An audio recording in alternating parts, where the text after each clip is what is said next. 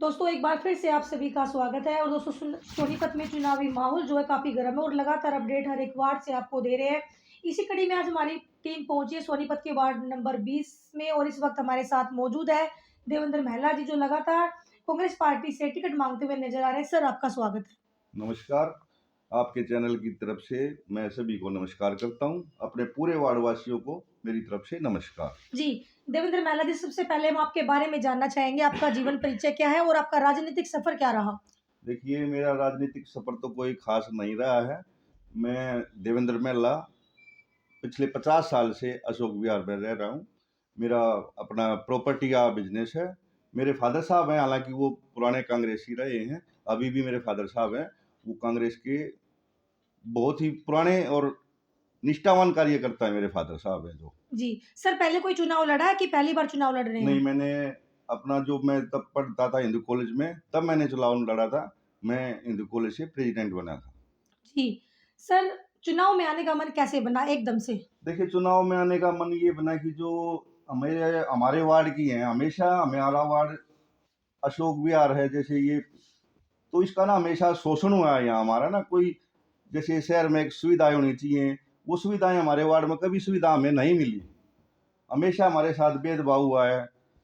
तो इसलिए हमने अब की बार ये सोचा है कि हम अपने मोहल्ले का है, अपने एरिया का जो भी हमारे वार्ड हैं, उनमें अपने वार्ड में अपना अच्छी तरह से काम कराएं, बढ़िया अपना तरक्की कराएं अपने वार्ड में। तो इस तरह से समाज के लिए कि कुछ अच्छा करें।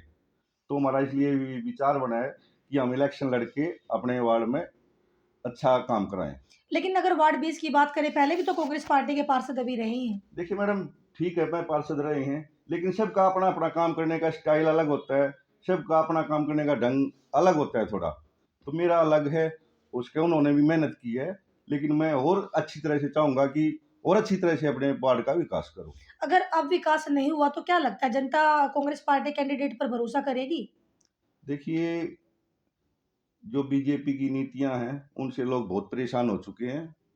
अब लोगों का रुझान कांग्रेस पार्टी की तरफ बढ़ता जाने लग रहा है। और अब की बार हमें लगता है, बहुत अच्छी तरह से हमें समझ रहे हैं कि कांग्रेस पार्टी जो निगम का चुनाव है, भारी बहुमत के साथ ये चुनाव जीतेगी। जी सर। अच्छा सर, वार्ड 20 की बात करें, कौन-कौन से एरिया जो हैं आपके वार्ड में आते हैं? देखिए, मेरे वार्ड में आप स्टार्ट करिए, पुलिस लाइन के सामने है, अनिल विहार है, जी, मलिक कॉलोनी, जी। अपना अशोक विहार हो गया, हुँ, जैन बाग कॉलोनी होगी, हुँ। मालवीय नगर हो गया, जी, और ये हिंदू कॉलेज के पीछे का एरिया है, जी। गोपाल नगर है, भीम नगर है, श्याम नगर है। देवनगर का कुछ हिस्सा हमारे वार्ड में अभी जोड़ा गया है। पिछली बार हमारे वार्ड में नहीं था, लेकिन अब कुछ हिस्सा देवनगर का भी हमारे वार्ड में जोड़ा गया है। अच्छा सर, देखिए जब भी चुनाव आते हैं लोग बड़े-बड़े वादे, बड़े-बड़े दावे करते हैं, बीजेपी पार्टी हो या कांग्रेस पार्टी हो, कोई भी हो। लेकिन क्या होता है कि विकास के नाम पर जनता को अक्सर ठगा जाता है। तो वार्ड में विकास कार्य नहीं हो पाते जो होने चाहिए। हाँ जी। इसमें किसकी गलती मानते हैं? पार्षद की, सरकार की, जनता की, किसकी गलती है? देखिए, इसमें गलती तो हम सरकार की ही कहेंगे, क्योंकि सरकार ध्यान नहीं देती, हर वार्ड में ध्यान नहीं देती सरकार। लेकिन ये काम तो सिर्फ पार्षद का होना चाहिए, जनप्रतिनिधि जनता पार्षद को अपना चुनती है। तो अब वार्ड में देखिए सरकार तो सीधा नहीं आएगी, एक पार्षद का ही दायित्व बनता है। देखिए, पार्षद मेहनत तो करते हैं। पार्षद जो हमारे पिछले कांग्रेस के थे, जो राजेश जी थे, उनकी धर्मपत्नी थी नीतू दहिया, उन्होंने वार्ड के लिए बहुत कोशिशें की हैं। कोशिश उन्होंने पानी के लिए भी बहुत लड़ाई लड़ी है, लेकिन कहीं न कहीं कोई थोड़ी बहुत मिस्टेक रह जाती है। नहीं उनकी सुनवाई हुई, तो वो उस लड़ाई को जारी रखते हुए हमें आगे अपने वार्ड के लिए और लड़ाई लड़ेंगे। और अपने वार्ड के लिए जो पानी की सबसे मेन समस्या है, उसको हम पानी की समस्या को दूर करने की कोशिश करेंगे। जैसे सीवरेज की समस्या हमारी गलियों में बहुत टाइम, 20-20, 30-30 साल पहले हमारी गलियों में सीवर बिछाए गए थे, जो कि बहुत छोटे-छोटे पाइप हैं। उसकी वजह से रोज़ाना सीवरेज ब्लॉक रहते हैं, गलियों में गंदा पानी फैलता रहता है। तो ये वार्ड की समस्या है, इसके लिए हमें लड़ाई लड़ेंगे और अपना कोशिश करेंगे कि अपने वार्ड के लिए कुछ आगे बहुत कुछ अच्छा करें हम। ऐसी कौन-सी एक मेन समस्या है जो आपको लगता है कि उसका समाधान जल्दी होना चाहिए? जैसे-जैसे अभी वो हमारे वार्ड में जो सभी गलियाँ अभी आखिर में आगे जब जो गलियां पाड़ी गई हैं, अरे सरकार का जो मेयर था, अभी जो 9 महीने से राजीव जैन जी थे हमारे मेयर थे, वो 9 महीने पहले भी तो काम स्टार्ट हो सकता था। वो अभी जब अभी इलेक्शन का टाइम आया, सारी गलियों को पाड़ के घेर दिया गया है।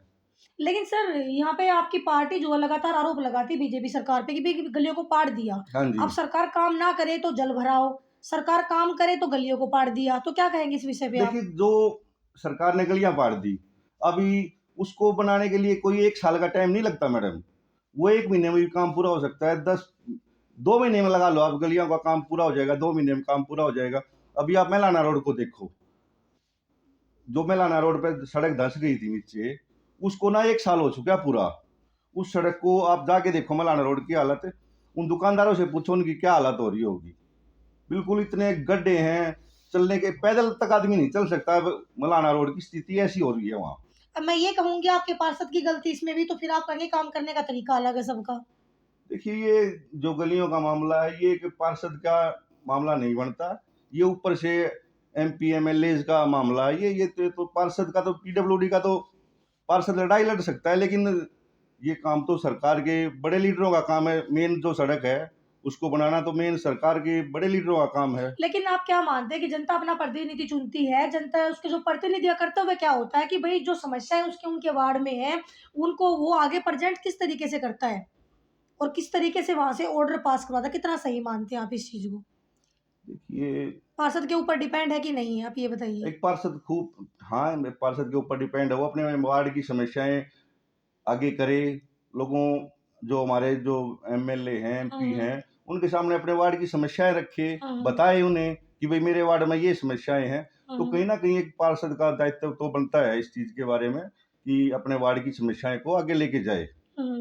तो सर अगर मान लीजिए आपके ही वार्ड की बात करें, आपके कितने उम्मीदवार जो है कांग्रेस से टिकट मांग रहे हैं?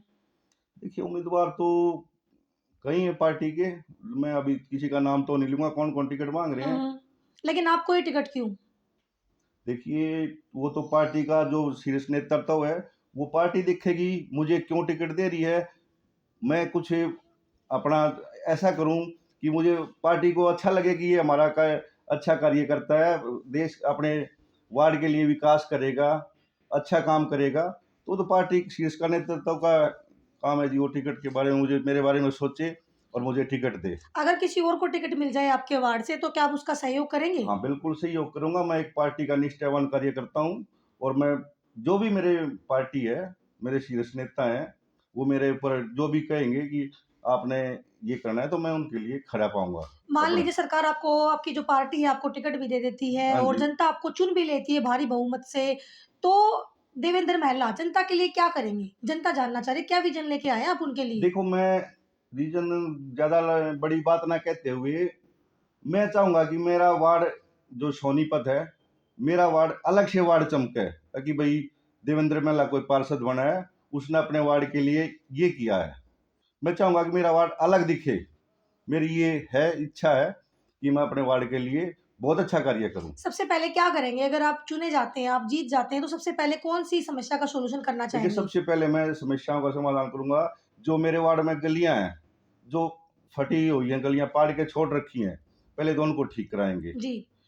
जो एक सबसे बड़ी है, जहां अभी जो गलियां नहीं बनी है, पहले उनमें सीवरेज की अच्छी तरह से व्यवस्था कराएंगे। उसके साथ साथ पानी का भी के साथ जो पाइपलाइन है, जो बहुत पुरानी पाइपलाइन हो चुकी है यहाँ, उनमें पानी नहीं आता मैडम। आता है तो गंदा पानी आता है। आप उस पानी को देख के आप उसमें नहाना भी पसंद नहीं करेंगे, लेकिन मेरे वार्ड के लोग वासिंदे हैं जो, उनको पानी पीना पड़ रहा है। ओह! तो मैं ये चाहूंगा कि मैं सबसे पहले, मेरी समस्या यही रहेगी, सीवरेज और पानी की। ये सबसे मेन समस्या है जी। जब आदमी को पानी अच्छी तरह से पीने का नहीं मिलेगा, तो वो क्या करेगा? बीमारी होगी, बीमारी फैल के लोगों को पैसा लगेगा, एक तरफ से मतलब नुकसान ही होगा। बिल्कुल। बहुत नुकसान होते हैं, गंदा पानी पीने से बहुत साइड इफेक्ट होंगे। तो तो मेरी दे समस्या यही हुँ, रहेगी जी, मेरी हुँ, सबसे पहला यही रहेगा कि पानी का जी, और सीवरेज का, सीवरेज का। इनकी व्यवस्था अपने वार्ड में सुचारू रूप से करें।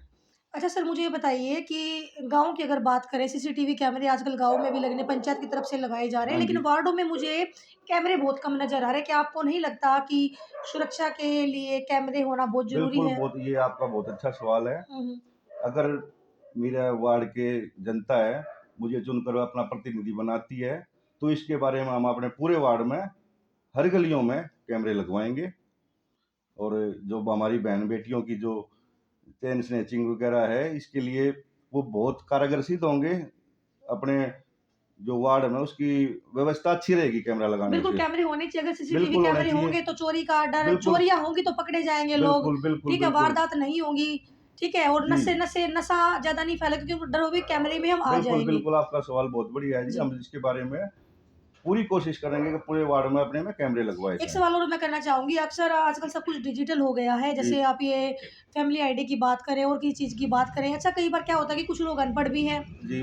कुछ लोग बुजुर्ग भी हैं, हाँ तो जी। ऐसे में आपके वार्ड में इनके लिए क्या रहे कोई क्या क्या करेंगे आप इनके लिए जो ये चीज़ें हैं इनकी त्रुटि दूर करवाने के लिए?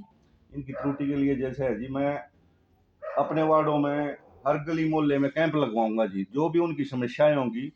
अब मैं ये चाहूँगा कि जो मेरे वार्ड के नागरिक हैं, वो निगम में ना धक्के ना खा करके, उनके पास ही निगम के कर्मचारी आएँ, उनकी जो समस्याएँ हैं, जैसे प्रॉपर्टी आईडी का आपको पता है, आप 5-5 बार प्रॉपर्टी आईडी ठीक करवा चुके हैं, उसके बाद फिर वही प्रॉपर्टी आईडी गलत कर देते हैं।